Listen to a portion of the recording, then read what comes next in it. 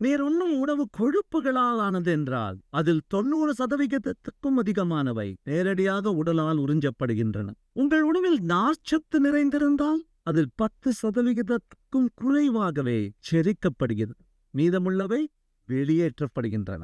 புகழ்பெற்ற ஐரிஷ் தத்துவ ஞானி எட்மண்ட் பர்க் சாப்பிடுவதற்கும் வாசிப்பதற்கும் இடையிலான ஒப்பீட்டை வரைந்தார். அவர் கூறினார், சிந்திக்காமல் வாசிப்பது செரிக்காமல் உண்பது போலவேதான் என்றார். ஒரு புத்தகத்தை படித்து முடித்த உடனேயே அடுத்த புத்தகத்தை எடுக்காமல் இருப்பதுதான் நீங்கள் செய்யக்கூடியதில் சிறந்தது.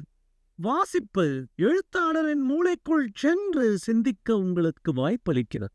அடுத்த பக்கத்தை புரட்டும் போது நாம் மௌனமாக நிற்கின்ற அந்த ஒரு கணம் வாசிக்கும் போதே யோசித்துக் கொண்டிருக்க அதுவே போதுமானது. இல்லையெனில் திருவள்ளுவர் கூறுகிறார், நீங்கள் அதை தவறாகச் செய்கிறீர்கள். நுண்ணிய நூல் பல கற்பினும் மற்றொன்றன் உண்மை அறிவே மிகும்